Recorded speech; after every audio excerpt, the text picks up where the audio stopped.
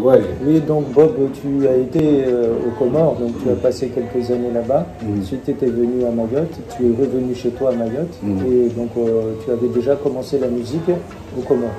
Et donc, tu as continué en arrivant ici, tu as continué la musique. Et tu es venu habiter où quand tu es arrivé à Mayotte? Je suis venu à Mayotte. Au Comores, là-bas, je n'ai pas joué la musique. Je n'ai pas joué la musique. Là-bas, j'étais bandit. Je suis venu ici, j'ai travaillé au Centre Villa. C'est nous qu'on a construit le Centre Villa. J'ai travaillé là-bas, on a fait pas mal de choses. Après, j'ai joué à la mer. Beaucoup à la mer. J'étais président d'une association. Président d'une équipe de football qui s'appelle Partisan. J'étais président dedans. On jouait beaucoup dans la mer. Puis, juste à ce moment-là que je décidais de faire mon élevage, à ce moment-là que je racontais le métropolitain, à ce moment-là que je vais faire le camion-bar, tout tombe là en ce moment-là. Du coup, comme je jouais à la mer, je me suis dit il faut que j'aille dans la jungle. Ici à Massimoni, c'était dans la jungle. D'accord. Donc là où nous sommes ici, nous sommes à Massimoni, donc chez Bob. Ouais. Donc là, c'est à ce moment-là que tu es venu t'installer dans ce quartier-là. C'est là que je venu dans ce quartier. Comment tu as trouvé justement, qu'est-ce qui t'a emmené, pourquoi ce quartier-là, pourquoi tu t'es fixé ici? Pour embarquer avec 1500 poulets, faire un élevage de poules. Donc tu as commencé par un élevage ici? Oui, j'ai commencé par un élevage ici. Après, quand mes parents sont finis, qui venaient ici, qui ne souhaitaient plus travailler, tu vois, moi je suis venu faire un élevage de poulets ici. D'accord. C'est comme ça que j'ai rentré ici. Et ensuite, donc, tu as continué tes activités? J'ai continué l'élevage. Après, j'ai rencontré la femme. Et puis, on a résidé en deux. On a fait le camion-bar.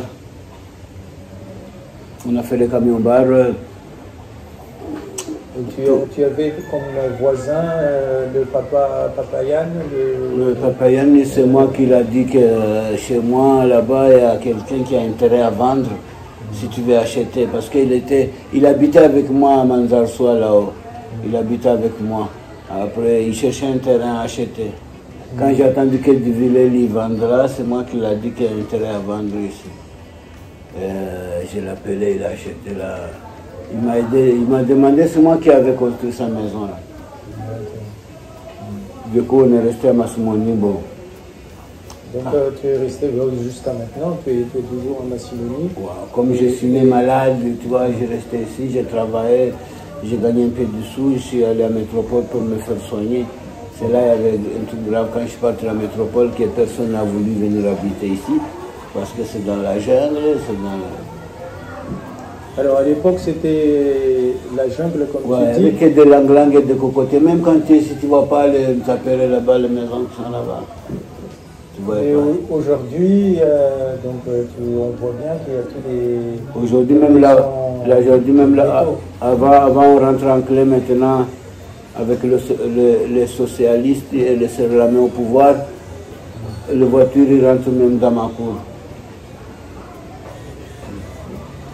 Il y a des maisons en tôle, des maisons en tôle partout. Il y a même des gens qui vivent dans la cour, là, forcément chez les gens. Les gens ne veulent pas d'eux, mais ils vivent.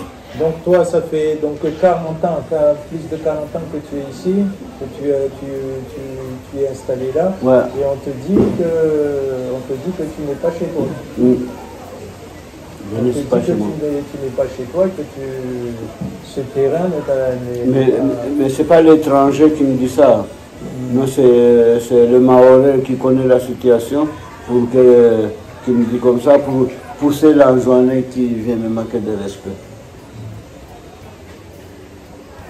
En même temps, il y a déjà des gens qui sont installés à côté de chez toi, là, ici, qui sont installés chez toi, des gens, des maisons, justement. Mais tout le toile que tu vois là-bas, les maisons, c'est des gens qui sont installés comme ça. Et moi, je refuse toujours que les gens viennent installer avec moi, là. Dans ma cour, là, j'ai toujours refusé jusqu'à aujourd'hui.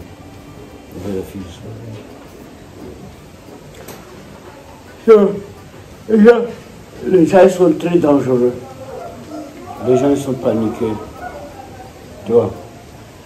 Là, il y a un conflit là, donc tu risques d'être expulsé de chez toi. Je ne sais pas si c'est le mot, expulsé, je ne sais pas si c'est le mot. Je risque à tuer quelqu'un et puis se faire tuer, plutôt. Expulsé, ça ne veut pas le mot parce que moi j'ai un endroit pour y aller. Et là, si on m'excluse ici, je vais aller dans un autre endroit qu'on va trouver que c'est chez moi. Tu vois, je veux dire, il va m'excluser et je vais encore dans un autre endroit. Tu vois, ils vont gagner beaucoup de travail pour m'excluser.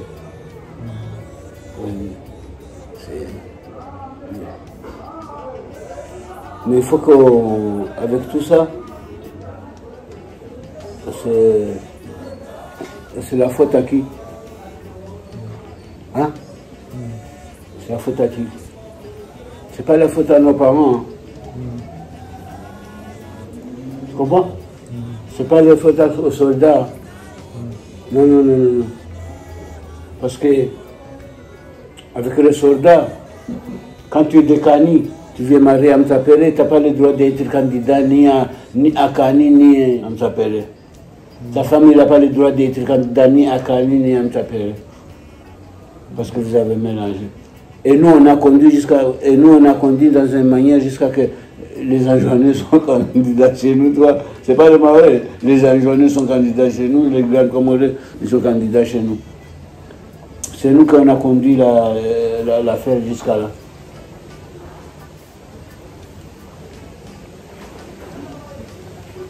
Là, ça va être pur. Parce que les jeunes là, les idées qu'ils ont dans leur tête, c'est les idées métropolitaines. Tu vois, je veux dire, ils ont pris ce qu'ils ont lu à l'école. Et nous, on n'en a pas. Ça, c'est au niveau des élus, tu veux dire, je ne pense pas, mais toi-même, ta situation aujourd'hui, tu as peur de quitter, de sortir le soir ou même dans la journée de chez toi, sans que tu... Parce qu'il n'y a pas de sécurité dans un pays. Quand tu sors, quand il y a de sécurité, mais aujourd'hui, la sécurité, il y est, mais pour les gens qui font mal. Toi, tu as été déjà agressé plusieurs fois. Tu sors armé maintenant, tu sors avec une arme ou quelque chose pour te protéger quand tu vas faire, par exemple, acheter à manger, quand tu vas faire tes courses, des choses. Je sors la journée, quand tu as mangé sur la, tu mets la nuit. Non. La nuit, mais pourtant, c'était ton métier de travailler la nuit avec un camion, de faire avec... J'ai abandonné. J'ai abandonné le camion parce que je n'ai pas une excuse. Sur la route, quand les gens me trouvent sur la route, je n'ai pas une excuse que je n'ai pas l'argent. En même temps, ils m'ont vu travailler. Parce que tu te faisais mendier, quoi. Il y a une mendicité qui te faisait répéter, c'est ça? Oui, mais c'est des enfants. Ils ont des câbles d'accélérateur de moto qui l'ont attaché sur un bois. Ils sont 4-5, tu es différents genoux, tu n'as rien. Ça veut dire que tu es en genou, ils vont venir te faire eux-mêmes.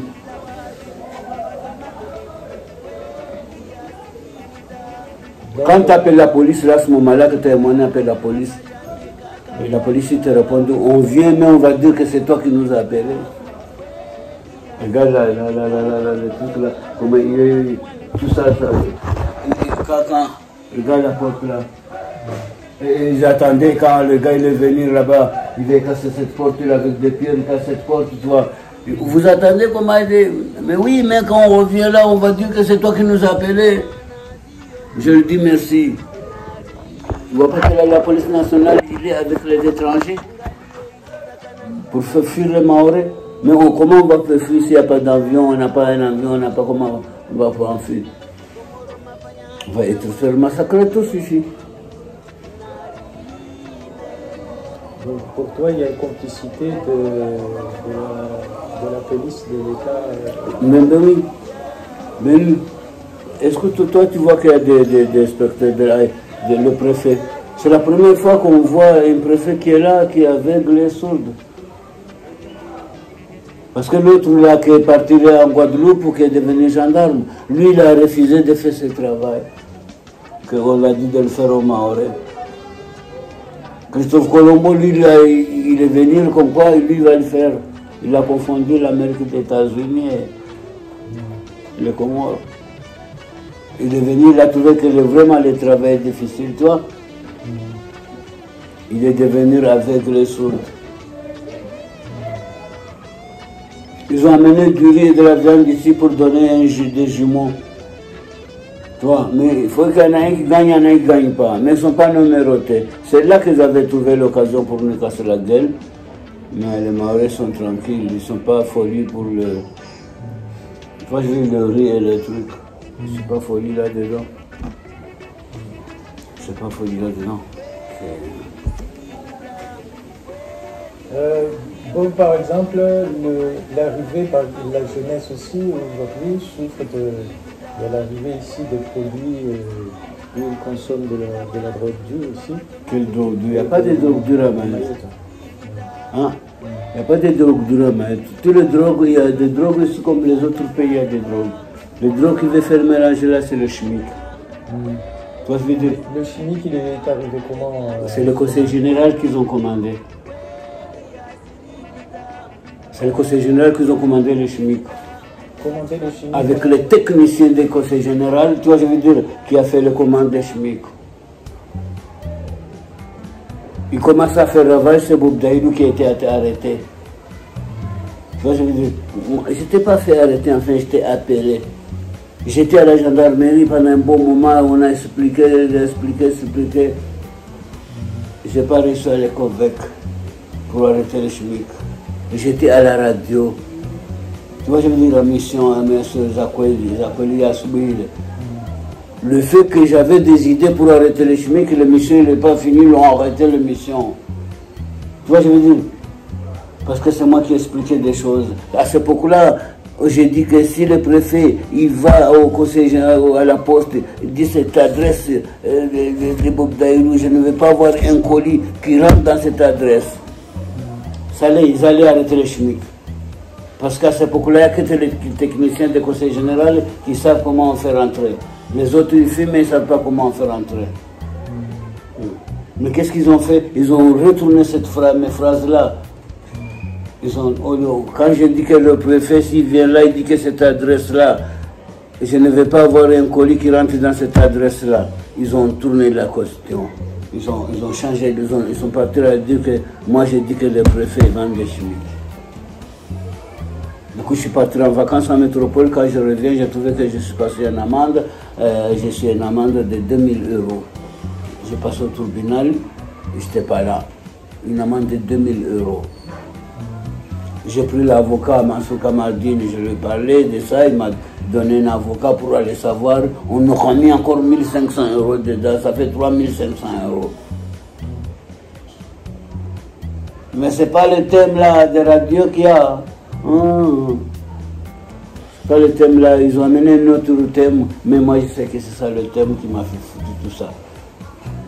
Du coup, moi je suis là, je ne paie pas cet argent. Je vais le payer peut-être si mes parents là m'amènent en prison, que je fais 6 mois, 7 mois pour payer cet argent, je vais le payer. Mais moi, travailler, gagner l'argent, le payer. Et l'accusation, c'était tu étais accusé de quoi?